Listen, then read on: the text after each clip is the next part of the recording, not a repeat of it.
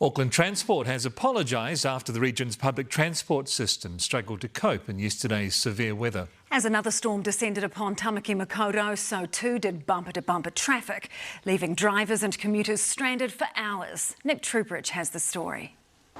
It was a disaster of a different kind. Auckland's office workers knocking off en masse as its public transport system spluttered.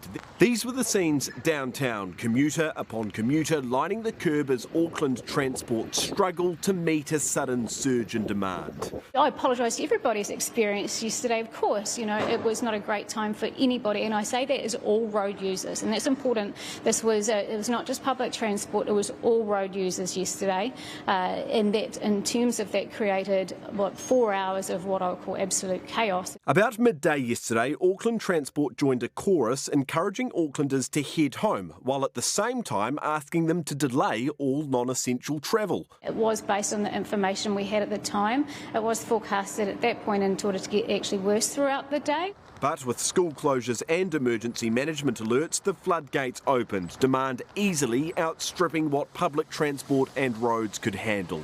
And boy, did Aucklanders notice. Appalling. Waited over an hour for a bus. The train stopped.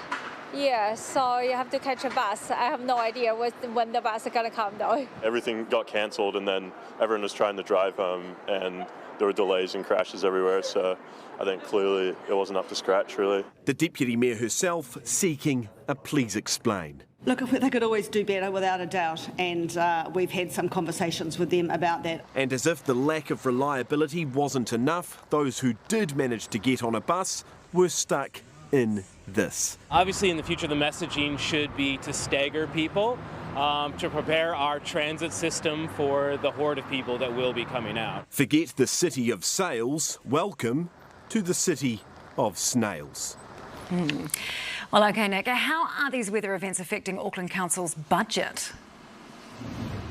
Yeah, it's a great question, Sam. We've just got news from Auckland Council this evening that budget hole is now up to 375 million. Of course, it was sitting at about 295 million. 50 million of that, well, that is made up of damage from these storm events that we have been seeing, increasingly seeing in Auckland, might I add. Now, Wayne Brown has pointed out that if this was to be covered via a rates rise alone, the average rise per household would be 22.5%. Of course, the plan isn't to raise rates by that amount. There are other plans in place. The Mayor, for example, proposes selling off airport shares. That would raise, I believe it's around about 88 million, a decent chunk if Auckland was to go down that route. But certainly, Sam, these events catching up with Aucklanders, whether it be the public transport network and the shortcomings there or on Council's balance sheet, as we've seen this afternoon. Sam.